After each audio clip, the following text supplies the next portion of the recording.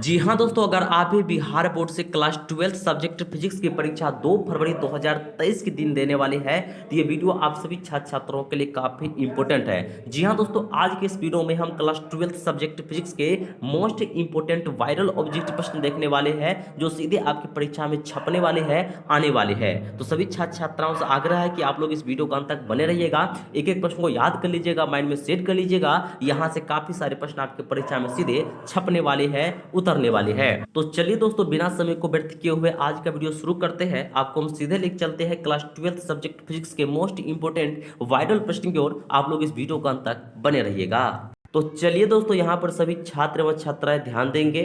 हम आ चुके हैं क्लास 12 सब्जेक्ट फिजिक्स के सबसे पहला और महत्वपूर्ण प्रश्न की ओर, जो आपकी परीक्षा के लिए काफी इंपोर्टेंट है। और यहाँ पर दोस्तों आपसे पूछा जा रहा है कि किसी माध्यम की आपेक्षिक प्रवृत्ता यानी कि इप्सिलॉन आर होती है। बहुत ही आसान प्रश्न है दोस्तों, बिल्कुल बोआ टाइप का प्रश्न है। इप्सिलॉन आर का मान आपको बताना है। हम आपको दोस्तों ये प्रश्न पहले भी करा चुके हैं और ये प्रश्न आपके परीक्षा के लिए काफी इंपॉर्टेंट है। आपको नहीं मालूम है तो दोस्तों जान लीजिए कि इप्सिलॉन आर बराबर होता है इप्सिलॉन अपॉन इप्सिलॉन नोट। ठीक है, इप्सिलॉन आर का मान होता है इप्सिलॉन बटा इप्सिलॉन नोट। ठीक है, तो दोस्तों यहाँ पर ये आप ऑप्शन में मिलाइए कि आपको कहाँ पे दिया गया है। तो यहाँ पर दोस्तों आप लोग थोड़ा ध्यान दीजिएगा कि आपको ऑप्शन नंबर ए में दिया गया है, यानी कि दोस्तों कहे तो क्वेश्चन और फर्स्ट का जो है राइट आंसर ऑप्शन नंबर ए हो जाएंगे। और इंग्लिश मीडियम वाले बच्चे अपना नीचे में देखते चलिएगा। ठीक है, तो दोस्तों आपको ध्यान रखना है कि इप्सिलॉन आर यानी कि आपेक्षिक प्रवृत्ता का जो मान होता है ये होता है इप्सिलॉन अपन इप्सिलॉन नोट। ठीक है, ऑप्शन नंबर इसका ए हो जाएंगे, क्वेश्चन और फर्स्ट का ऑप्शन नंबर ए। चलिए बढ़ते आगे। यहाँ पर दोस्तों हम आ चुके हैं क्वेश्चन नंबर 2 पे। ये काफी इंपॉर्टेंट प्रश्न है दोस्तों, और यहाँ पर आपसे पूछा जा रहा है कि एक बिंदु आवेश Q से r दूरी पर विद्युत विभव का मान होता है। बहुत ही आसान प्रश्न है दोस्तों, और आप सभी को मालूम होनी भी चाहिए, और नहीं मालूम है तो जान लीजिए कि बिंदु आवेश Q से r दूरी पर जो विद्युत विभव का मान होता है ये दोस्तों होता है 1/4 पाई इप्सिलॉन नोट और Q बट्टे R। ठीक है, क्या होता है 1/4 पाई इप्सिलॉन नोट Q बट्टे R। ये देखिए आपको ऑप्शन कहाँ पे दिया गया है, ये दोस्तों आपको ऑप्शन नंबर ए में दिया गया है, यानी कि दोस्तों कहे तो क्वेश्चन नंबर 2 का राइट आंसर हो जाएंगे ऑप्शन नंबर ए। ठीक है, तो दोस्तों आपको ध्यान रखना है कि एक बिंदु आवेश Q से R दूरी पर विद्युत विभव का जो मान होता है ये होता है 1/4 pi epsilon naught Q upon R। Option number A इसका राइट हो जाएंगे, क्वेश्चन नंबर 2 का ऑप्शन नंबर ए। ठीक है, चलिए बढ़ते आगे।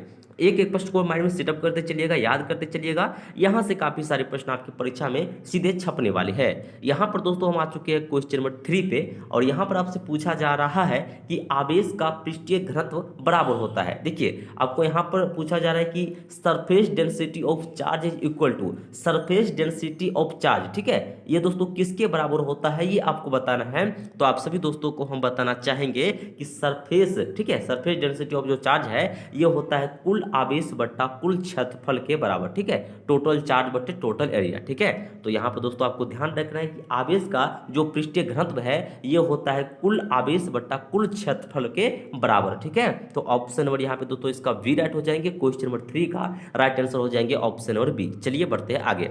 एक एक प्रश्न को याद करते चलिएगा, आराम से इस वीडियो का अंत तक बने रहिएगा, और जितना हो सकता है इस वीडियो को लाइक करके अपने दोस्तों के पास शेयर भी कीजिए। और यहाँ से आपको हम बताना चाहेंगे काफी सारे प्रश्न आपकी परीक्षा में छपने वाले हैं। यहाँ पर दोस्तों आप सभी छात्र एवं छात्राएं ध्यान दीजिए, हम आ चुके हैं क्वेश्चन नंबर 4 पे, और यहाँ पर आपसे पूछा जा रहा है कि पानी का परावैद्युत स्थिरांक होता है। इंग्लिश मीडियम वाले बच्चे नीचे में देख सकते हैं the electric constant of water is. हम आपको बताना चाहेंगे दोस्तों ये प्रश्न मैं आपको पहले भी करा चुका हूं, और ये प्रश्न आपके परीक्षा के लिए काफी इंपॉर्टेंट है। आपको नहीं मालूम है तो दोस्तों जान लीजिए कि पानी का जो परावैद्युत स्थिरांक होता है ये 80 के बराबर होता है, यानी कि दोस्तों 80 के बराबर होता है। ठीक है, डाइलेक्ट्रिक कांस्टेंट वाटर का जो डाइलेक्ट्रिक कांस्टेंट है यानी कि परावैद्युत स्थिरांक है ये 80 के बराबर होता है, यानी कि दोस्तों इसका राइट आंसर ऑप्शन नंबर ए हो जाएंगे, क्वेश्चन नंबर 4 का ऑप्शन नंबर ए हो जाएंगे। ठीक है, आपको दोस्तों ध्यान रखना है कि पानी का जो परावैद्युत स्थिरांक होता है ये 80 के बराबर होता है, ऑप्शन नंबर इसका ए राइट हो जाएंगे, क्वेश्चन नंबर 4 का ऑप्शन नंबर ए। चलिए बढ़ते आगे। यहाँ पर दोस्तों हम देखते देखते आ चुके हैं क्वेश्चन नंबर 5 पे। ये प्रश्न आपकी परीक्षा के लिए काफी इंपॉर्टेंट है, और यहाँ पर दोस्तों आपसे पूछा जा रहा है कि आर त्रिज्या की पृथ्वी की विद्युत धारिता होती है। तो आप सभी दोस्तों को हम बताना चाहेंगे, देखिए बात की जा रही है आर त्रिज्या की, तो आर त्रिज्या की जो पृथ्वी की विद्युत धारिता होगी ये होगी आपको 4 पाई इप्सिलॉन नॉट त्रिज्या आर है तो आर हो जाएगी, ठीक है। ऑप्शन नंबर दोस्तों इसका वी राइट हो जाएंगे। क्वेश्चन नंबर 5 का जो है right answer option number B हो जाएंगे। तो दोस्तों आपको ध्यान रखना है कि आर त्रिज्या की पृथ्वी की जो विद्युतधारिता होती है ये 4 पाई इप्सिलॉन नॉट आर के बराबर होती है। ऑप्शन नंबर दोस्तों इसका वी राइट हो जाएंगे। क्वेश्चन नंबर 5 का ऑप्शन नंबर बी, ठीक है। तो चलिए पढ़ते हैं आगे। यहाँ पर दोस्तों हम देखते देखते आ चुके हैं क्वेश्चन नंबर 6 पे। ये काफी इंपॉर्टेंट प्रश्न है दोस्तों, बहुत ही इंपॉर्टेंट प्रश्न है। और यहाँ पर आपसे पूछा जा रहा है कि 1 एम्पियर बराबर होता है, कितना आसान प्रश्न प्रश्न पूछा जा रहा है दोस्तों। 1 एम्पियर बराबर पूछा जा रहा है। तो आप सभी दोस्तों को हम बताना चाहेंगे, आपको एक फार्मूला मालूम होगा। क्या मालूम होगा? तो एम्पियर बराबर दोस्तों एक फार्मूला होता है कूलम पर सेकेंड। क्या होता है? कूलम पर सेकेंड होता है दोस्तों, ये आपको याद होगा। और नहीं याद है तो जान लीजिए कि एम्पियर बराबर होता है कूलम पर सेकेंड होता है। और यहाँ पर दोस्तों आप लोग इस प्रश्न में थोड़ा ध्यान दीजिएगा। तो एम्पियर के पीछे में एक लगा दिया है, एक लगा हुआ है ना यहाँ पे, तो इसके पीछे में एक लग जाएगा तो क्या हो जाएगा? इन दोनों के पीछे में एक एक लग जाएगा। यानी कि दोस्तों कहे तो 1 एम्पियर बराबर हो जाएंगे 1 कूलम पर 1 सेकेंड, ठीक है। ऑप्शन नंबर दोस्तों आपको एम दिया गया है, 1 एम्पियर बराबर होता है तो 1 कूलम बटे 1 सेकेंड। ऑप्शन नंबर दोस्तों इसका ए राइट हो जाएंगे। क्वेश्चन नंबर 6 का हो जाएंगे ऑप्शन नंबर ए, ठीक है। 1 एम्पियर इज इक्वल टू तो 1 कूलम अपॉन 1 सेकेंड, ठीक है। ऑप्शन नंबर दोस्तों इसका ए हो जाएंगे, 6 का ए, ठीक है। चलिए बढ़ते आगे। एक एक प्रश्न को याद करते चलिएगा, माइंड में सेटअप करते चलिएगा। यहाँ से सीधे आपकी परीक्षा में प्रश्न छपने वाले हैं, तो आराम से एक एक प्रश्न को याद करते चलिएगा और इस वीडियो को अंत तक बने रहिएगा। यहाँ पर दोस्तों देखिए हम आ चुके हैं क्वेश्चन नंबर 7 पे। और यहाँ पर आपसे पूछा जा रहा है कि विद्युत वाहक बल की इकाई है। बहुत ही आसान प्रश्न है दोस्तों, ये आपकी परीक्षा के लिए काफी इंपॉर्टेंट है। आप सभी दोस्तों को हम बताना चाहेंगे, अगर आपको मालूम नहीं है तो जान लीजिए कि विद्युत वाहक बल की इकाई वोल्ट होता है। क्या होता है? वोल्ट, ठीक है। Unit of electromotive force, electromotive force का जो यूनिट होता है दोस्तों ये होता है वोल्ट। ऑप्शन नंबर दोस्तों आपको सी में दिया गया है, यानी कि दोस्तों क्वेश्चन नंबर 7 का जो है राइट आंसर हो जाएंगे ऑप्शन नंबर सी, ठीक है। चलिए बढ़ते हैं आगे। यहाँ पर दोस्तों हम देखते देखते आ चुके हैं क्वेश्चन नंबर 8 पे। काफी इंपॉर्टेंट प्रश्न है दोस्तों। और यहाँ पर आपसे पूछा जा रहा है कि टी समय तक धारा I के प्रवाह के कारण R प्रतिरोध के चालक में उत्पन्न ऊष्मा होती है। बहुत ही आसान प्रश्न है दोस्तों। तो यहाँ पर दोस्तों आप सभी को हम बताना चाहेंगे, चालक में जो उत्पन्न ऊष्मा होगी ये आपको बराबर हो जाएगी R²RT, ठीक है। ये किसके बराबर हो जाएंगे? R²RT के बराबर हो जाएंगे, जो कि आपको ऑप्शन नंबर सी में दिया गया है, ठीक है। तो यहाँ पे दोस्तों आपको ध्यान रखना है कि टी समय तक धारा I के प्रवाह कारण R प्रतिरोध के चालक में जो उत्पन्न ऊष्मा होगी ये I²RT के बराबर हो जाएगी, ठीक है। ऑप्शन नंबर दोस्तों 8 का सी हो जाएंगे। क्वेश्चन नंबर 8 का ऑप्शन सी। चलिए बढ़ते आगे। यहाँ पर दोस्तों देखिए हम देखते देखते आ चुके हैं क्वेश्चन नंबर 9 पे। और आपको हम बताना चाहेंगे, ये प्रश्न आपकी परीक्षा में पूछे जा चुके प्रश्न है, बहुत ही इंपॉर्टेंट प्रश्न है। यहाँ पर आपसे पूछा जा रहा है कि 5 टेस्ला का चुंबकीय क्षेत्र बराबर होता है। तो यहाँ पर दोस्तों आपको हम बताना चाहेंगे, बिल्कुल फॉर्मूला बेस्ड प्रश्न है, बहुत ही आसान प्रश्न है। और यहाँ पर दोस्तों आपको हम बताना चाहेंगे, आपको एक फॉर्मूला मालूम होनी चाहिए। टेस्ला बराबर दोस्तों होता है वेबर पर मीटर स्क्वायर, ठीक है। वेबर पर मीटर स्क्वायर, ये दोस्तों एक फॉर्मूला होता है। आपको नहीं मालूम है तो आप लोग जान लीजिए कि टेस्ला बराबर वेबर पर मीटर स्क्वायर एक फॉर्मूला होता है। और यहाँ पर दोस्तों अगर आप लोग थोड़ा प्रश्न में ध्यान दीजिएगा तो 5 टेस्ला का मान आपसे पूछा जा रहा है कि है तो टेस्ला के पीछे 5 लगा दिया है। तो क्या होगा? अगर टेस्ला के पीछे 5 लगा है तो जो इसका फॉर्मूला होता है इसके भी पीछे क्या लग जाएगा? 5 लग जाएगा। यानी कि दोस्तों ये गुणाम हो जाएगा कि नहीं हो जाएगा? चलिए तो अब यहाँ पे आप लोग ऑप्शन में लाइए। तो 5 टेस्ला का मान किसके बराबर हो रहा है? तो 5 गुना वेबर पर मीटर स्क्वायर। और ये दोस्तों आपको ऑप्शन नंबर ए में दिया गया है, ठीक है। यानी कि दोस्तों क्वेश्चन नंबर 9 का जो है राइट आंसर हो जाएंगे ऑप्शन नंबर ए, ठीक है। तो दोस्तों आपको ध्यान रखना है कि टेस्ला बराबर होता है वेबर पर मीटर स्क्वायर। और यहाँ पे दोस्तों टेस्ला के पीछे 5 लगा दिया है, इसलिए इसके फॉर्मूला के पीछे 5 लग जाएगा। और यहाँ पे दोस्तों इस हिसाब से इसका राइट आंसर ऑप्शन नंबर ए हो जाएंगे, क्वेश्चन नंबर 9 का ऑप्शन ए। चलिए बढ़ते आगे। यहाँ पर दोस्तों एक एक प्रश्न को याद करते चलिएगा, माइंड में सेटअप करते चलिएगा। यहाँ से काफी सारे प्रश्न आपकी परीक्षा में छपने वाले हैं, उतरने वाले हैं। यहाँ पर दोस्तों क्वेश्चन नंबर 10 आपसे पूछा जा रहा है, प्रत्यावर्ती धारा का RMS मान जो इस रूप में दिया गया है IRMS और प्रत्यावर्ती धारा का शिखर मान जो इस रूप में दिया गया है I0 के बीच संबंध होता है। आप सभी दोस्तों को हम बताना चाहेंगे इसके बीच संबंध होता है IRMS बराबर हो जाएंगे 0.707 I0, ठीक है। ऑप्शन नंबर दोस्तों इसका सी राइट हो जाएंगे। आपको दोस्तों ध्यान रखना है कि IRMS बराबर होता है 0.707 I0 के बराबर, ठीक है। ऑप्शन नंबर दोस्तों सी हो जाएंगे, क्वेश्चन नंबर 10 का ऑप्शन नंबर सी। चलिए बढ़ते आगे। तो यहाँ पर दोस्तों हम देखते देखते आ चुके हैं क्वेश्चन नंबर 11 पे, और यहाँ पर आपसे पूछा जा रहा है कि कोणीय आवृत्ति ओमेगा वाले प्रत्यावर्ती धारा परिपथ में एल प्रेरक वाले प्रेरक द्वारा उत्पन्न प्रेरणिक प्रतिघात का मान होता है। ये क्या होता है दोस्तों? तो ओमेगा एल, ठीक है, ओमेगा एल दोस्तों इसका जो है प्रतिघात का जो मान है ये ओमेगा एल होता है, ठीक है। ऑप्शन नंबर दोस्तों इसका बी राइट हो जाएंगे, क्वेश्चन नंबर 11 का ऑप्शन बी। चलिए बढ़ते आगे। यहाँ पर दोस्तों हम देखते देखते आ चुके हैं क्वेश्चन नंबर 12 पे। आराम से आप लोग इस वीडियो को अंत तक बने रहिएगा और एक एक प्रश्न को याद करते चलिएगा। यहाँ पर दोस्तों देखिए क्वेश्चन नंबर 12 आपसे क्या पूछा जा रहा है कि शक्ति गुणांक के लिए निम्नलिखित में कौन संबंध सही है। शक्ति गुणांक के लिए तो आप सभी दोस्तों को हम बताना चाहेंगे शक्ति गुणांक जो है ये बराबर होता है यथार्थ माध्य शक्ति बट्टे आभास माध्य शक्ति, ठीक है। ऑप्शन नंबर दोस्तों इसका सी राइट हो जाएंगे, क्वेश्चन नंबर 12 का ऑप्शन नंबर सी राइट हो जाएंगे। जो इंग्लिश मीडियम वाले बच्चे यहाँ पर देख सकते हैं इसका राइट आंसर हो जाएंगे ऑप्शन नंबर सी हो जाएंगे। पावर जो फैक्टर बराबर होता है ये होता है ट्रू एवरेज पावर बट्टे एपरेट एवरेज पावर, ठीक है। ऑप्शन दोस्तों इसका सी हो जाएंगे, क्वेश्चन नंबर 12 का सी। चलिए आपको याद रखना है, बढ़ते हैं आगे। यहाँ पर दोस्तों हम देखते देखते आ चुके हैं क्वेश्चन नंबर 13 पे। बहुत ही इंपॉर्टेंट प्रश्न है दोस्तों, आपकी परीक्षा में आने की बहुत ही संभावना है। यहाँ पर आपसे पूछा जा रहा है कि कार्बन प्रतिरोध के हरे रंग के कोड का मान होता है। हरे रंग का देखिए आपको बताना है, तो आप सभी दोस्तों को हम बताना चाहेंगे हरे यानी कि ग्रीन कलर के जो कोड का मान होता है ये 5 होता है। क्वेश्चन नंबर 13 का राइट आंसर हो जाएंगे ऑप्शन नंबर सी। चलिए बढ़ते आगे। यहाँ पर दोस्तों हम देखते देखते आ चुके हैं क्वेश्चन नंबर 14 पे। बहुत ही आसान प्रश्न है दोस्तों। चुंबकीय क्षेत्र वेक्टर बी में वेक्टर बी वेग से गतिशील आवेश क्यू पर लगने वाला बल का व्यंजक है। बहुत ही आसान प्रश्न दोस्तों, ये प्रश्न कई बार आपके परीक्षा में छप चुके प्रश्न है और इस बार भी आने की बहुत ही संभावना है, ठीक है। आप सभी दोस्तों को हम बताना चाहेंगे लगने वाला जो बल का व्यंजक है ये होता है वेक्टर एफ एम, ठीक है, बराबर हो जाएंगे q into vector v cross vector v के बराबर, ठीक है। ऑप्शन नंबर दोस्तों इसका ए हो जाएंगे, क्वेश्चन नंबर 14 का जो है राइट आंसर हो जाएंगे ऑप्शन नंबर ए, ठीक है, आपको ध्यान रखना है। चलिए बढ़ते आगे। यहाँ पर दोस्तों हम देखते देखते आ चुके हैं क्वेश्चन नंबर 15 पे। बहुत ही आसान प्रश्न है दोस्तों। ट्रांसफार्मर के लिए निम्नलिखित में कौन सही है? तो दोस्तों आपको हम बताना चाहेंगे, देखिए जो ट्रांसफार्मर है ना ये जो है एसी वोल्टता को बढ़ाता और घटाता है, ठीक है। ट्रांसफार्मर दोस्तों जो है मतलब एसी के तो अल्टरनेटिंग करंट को जो है मतलब एसी वोल्टता को बढ़ाता और घटाता है, ठीक है। अल्टरनेटिंग करंट को बढ़ाता और घटाता है, तो यहाँ पे दोस्तों इसका right answer option number D हो जाएंगे। यह एसी वोल्टता को बढ़ाता या घटाता है, ठीक है। तो ऑप्शन नंबर दोस्तों इसका जो है डी हो जाएंगे, 15 का डी हो जाएंगे, ठीक है। चलिए बढ़ते हैं आगे। आपको दोस्तों ध्यान रखना है, ठीक है। ट्रांसफार्मर के लिए जो सही है ये जो है एसी वोल्टता को बढ़ाता या घटाता है, ऑप्शन डी हो जाएंगे। चलिए बढ़ते आगे।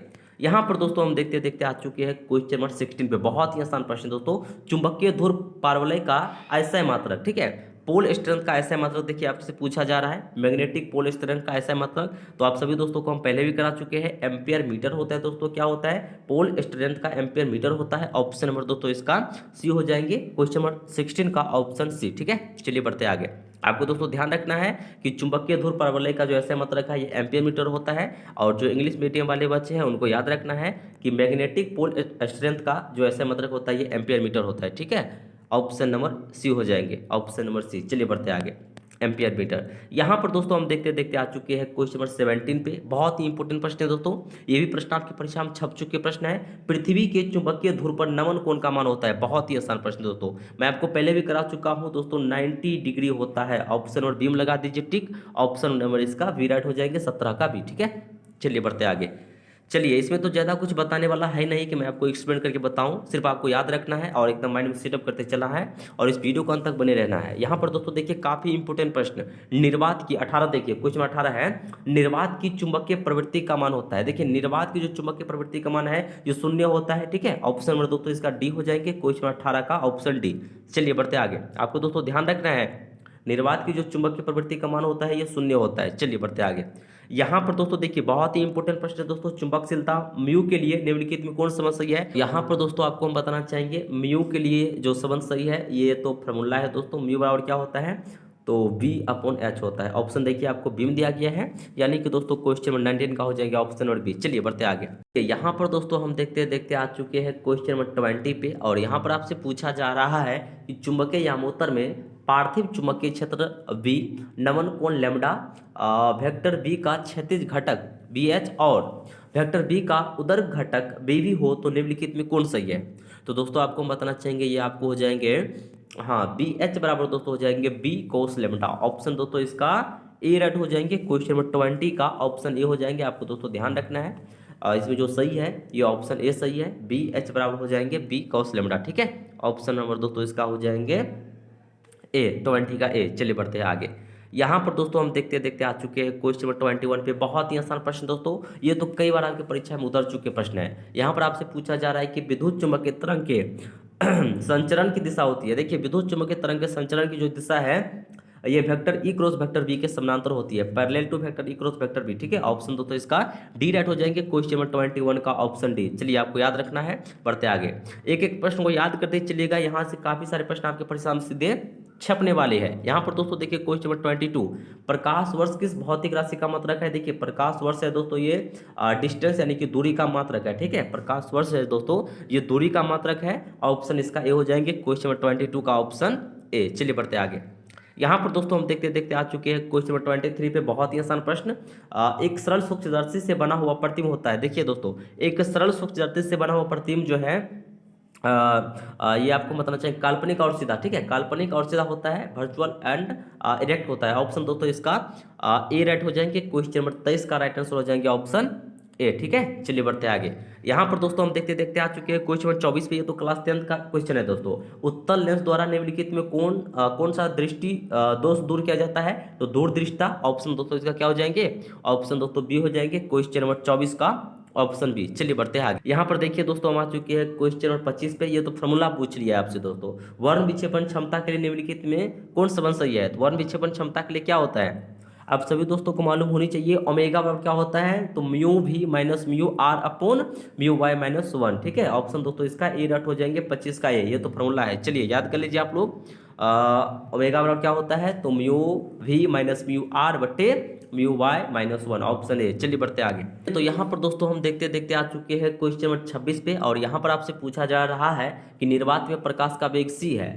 ठीक है, कांच म्यू बराबर दिया गया है 3/2 में, इसका मान क्या होगा।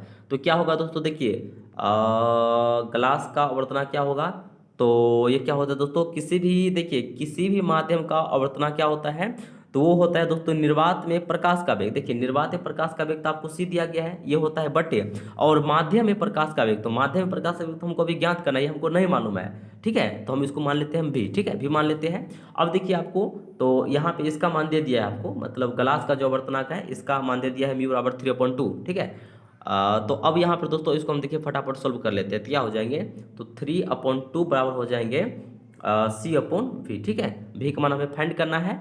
ठीक है, मतलब इसका मान हो गया और इसका भी मान पूछा है, सिर्फ भी का मान हमें फाइंड करना है ना।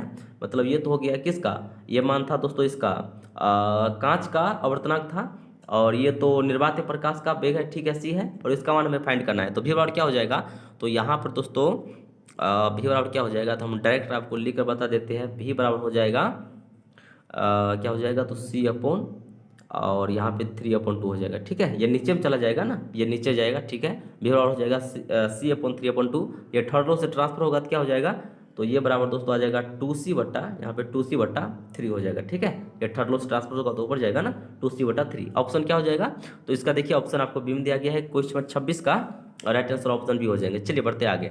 यहाँ पर दोस्तों देखिए हम देखते देखते आ चुके हैं क्वेश्चन 27 पे। सामान्य समायोजन के लिए खगोलीय दूरदर्शक की लंबाई क्या होता है, मैं आपको कई बार करा चुका हूँ दोस्तों, F0 + FU होता है। ऑप्शन दोस्तों इसका क्या हो जाएंगे, तो ऑप्शन दोस्तों डी हो जाएंगे। सामान्य समायोजन के लिए जो खगोलीय दूरदर्शक की लंबाई होती है ये F0 + FU होता है, ऑप्शन डी। चलिए बढ़ते आगे, 27 का डी हो जाएंगे, आपको याद रखना है। पढ़ते आगे। यहाँ पर दोस्तों हम देखते देखते क्वेश्चन नंबर 28 पे आ चुके हैं। बहुत ही आसान प्रश्न है दोस्तों। एक स्वस्थ व्यक्ति के आंख के लेंस की फोकस दूरी लगभग होती है। देखिए बहुत ही आसान प्रश्न दोस्तों। एक स्वस्थ व्यक्ति के आंख के लेंस की फोकस दूरी, ठीक है, आंख के दोस्तों लेंस की जो फोकस दूरी है लगभग 2 सेंटीमीटर के बराबर होती है। ऑप्शन दोस्तों इसका क्या हो जाएंगे, बी हो जाएंगे। क्वेश्चन नंबर 28 का ऑप्शन बी। ठीक है, बहुत सारे बच्चे इसमें कंफ्यूज हो जाएंगे, ऑप्शन नंबर सी में टिक लगा देंगे, जो कि बिल्कुल गलत ऑप्शन है। आपको दोस्तों प्रश्न में याद रखना है, ध्यान रखना है कि एक स्वस्थ व्यक्ति के आंख के लेंस की फोकस दूरी जो होती है ये लगभग दोस्तों 2 सेंटीमीटर के बराबर होती है। ठीक है, ऑप्शन दोस्तों इसका बी हो जाएंगे, 28 का बी। चलिए बढ़ते आगे। यहाँ पर दोस्तों हम देखते देखते आ चुके हैं क्वेश्चन नंबर 29 पे। बहुत ही इंपॉर्टेंट प्रश्न है दोस्तों।